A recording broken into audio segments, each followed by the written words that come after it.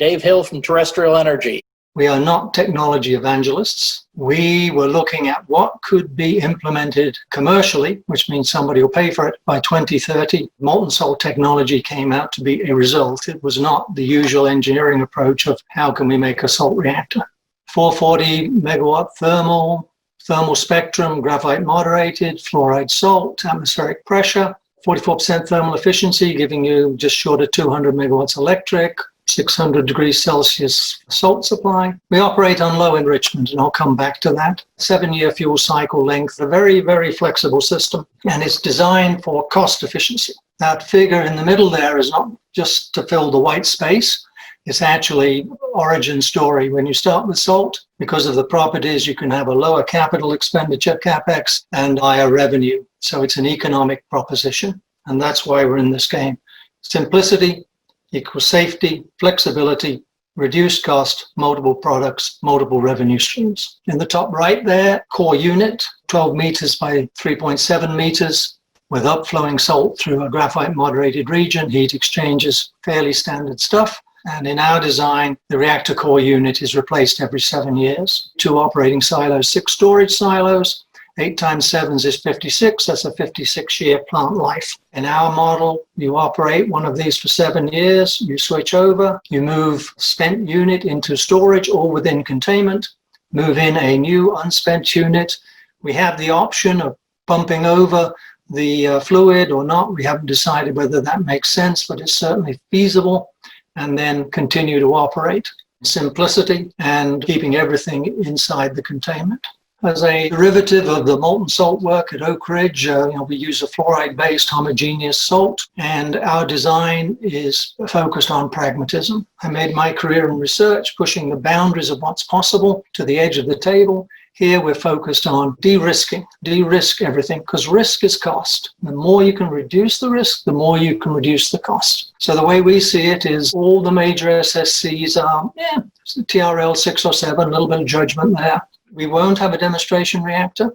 Demonstration reactors are not financeable in the public finance market. Construction testing and startup will confirm that readiness. And there's no reliance on high assay LAU. So this is an example of our approach to pragmatism. We can operate on high assay LAU, and if it's available, we can accommodate it quite easily. And there's a benefit to us a little bit. But why would we put our design at risk of unavailability of high assay LAU? I'm sure in the end somebody will produce it for us, but since we don't need it, why include that risk in our basic design? So what does it cost us to go to LEU? Nothing really, except a slight increase in volume. In the feed up we have to do to compensate from burn up, you're adding more material for the same amount of fissile uranium. But in the end, it's a straightforward economic assessment that we're better off in LEU. Standard LEU, we exist within current fuel cycles. There's no risk issue there. We take that off the table. And the 7-year core unit is exactly the same principle, because there, what limits the life is the graphite. And 7 years is the life of graphite in this spectrum. In the MSRE, they pulled it out, moved it aside, et cetera, a lot of operating risk. Our determination is we don't need to do that.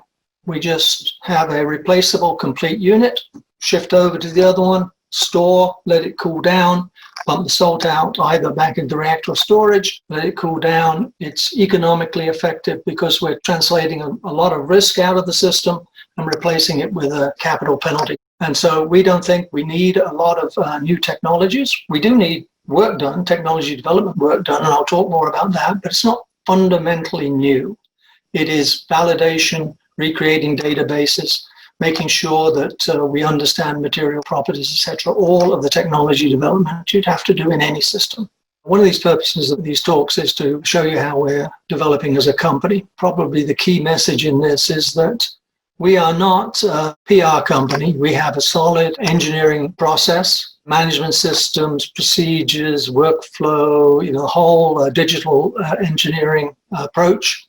We see the development of the reactor in 5 phases: conceptual engineering, And that was tied up with the VDR phase 1 in Canada, and I'll come back to that. We're in basic engineering now. That's the next level. It establishes system-level details, which will enable down the road detailed engineering. And in contrast to some of the other talks we've heard, we are purchasing, working with expertise around the world to get our data validation, verification, and also components. Can't give you a complete list. I'm not sure I know all of them anymore, but national labs in the US, their equivalents in Europe, vendors of various sorts of heavy equipment, simulator vendors. We're not going to be making those things. We're going to be procuring them and building partnerships around them. But the trick is keeping the engineering on this pace to meet business objectives and getting partnerships and supply chain built up so that we can demonstrate and ultimately build for operation a commercial plant by 2030. And that's our goal.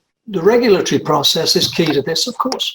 IMSR successfully completed the CNSC vendor design review phase 1. But unless you're in Canada to any degree, you might not know what that means. It's actually a very sensible system because a phase 1 VDR is as much a review of the company as it is of the technology. Obviously, the technology sets the context, but the review also interrogates whether you have the management system in place, the QA in place, whether you have the design control in place to be credible as a reactor vendor. I think this is core for non-Canadians in the audience. That VDR phase 1 and passing through it is a mark of credibility as an engineering company. We're in the middle of VDR phase 2, which is really very much about the technology. We're engaging with the NRC. We've chosen a Part 52 approach using the Core-unit, but the NRC has agreed is a substantial part in their language, have engaged in pre-licensing procedures. We were approached and asked if we were willing to volunteer to be the subject of a joint regulatory activity by the two agencies, and that is proceeding. The US NRC was an observer at CNSC proceedings. We're moving at the right pace through the regulatory process and matching it to the pace of engineering. What happens when we finish? It's not a regulatory approval, but it's just absence of demerit really will help us access broader private capital, firm up the nuclear supply chain commitments.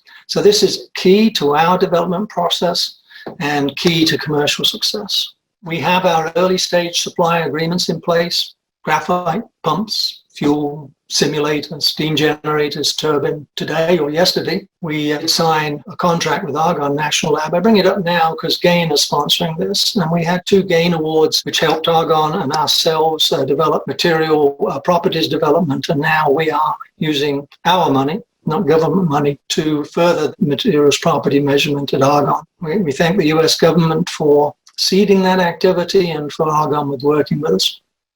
Now, importantly, you may have read this, Ontario Power Generation, OPG, selected 3 designs for consideration for advanced SMR deployment in Ontario, and we were one of those designs.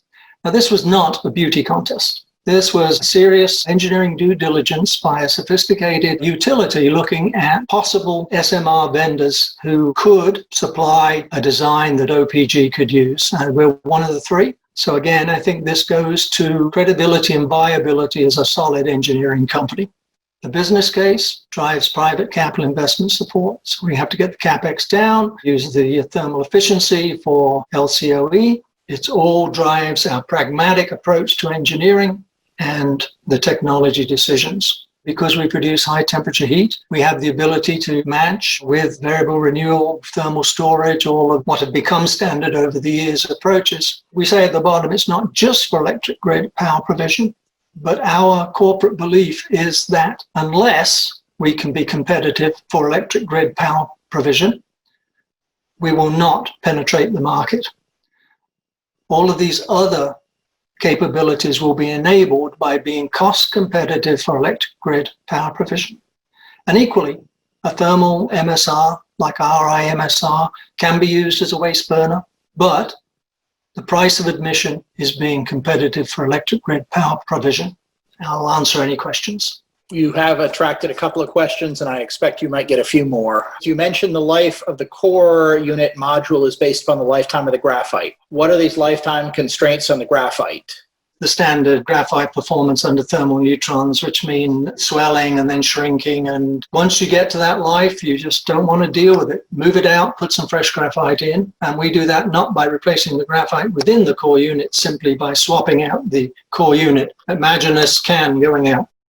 Are you continuously loading more fuel into this vessel over the 7 years? If not, how are you managing the excess reactivity over the 7-year cycle?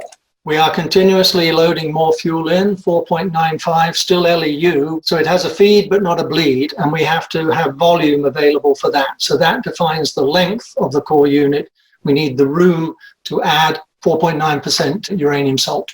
Can you speak a bit about which ModSim software you intend to use, especially in terms of neutronics and thermohydraulics? We have been using various commercial codes for the physics and the thermal hydraulics separately in our engineering approach. And we are working right now trying to figure out what our preferred solution will be for a fully coupled integrated look at it. We haven't made that decision, but we're at the point where that decision needs to be made shortly. What is the power conversion type, Rankine or Brayton cycle? We want to go with standard power conversion, existing technology. We are not pushing the boundary there. We don't want to accept any risk that we can avoid accepting.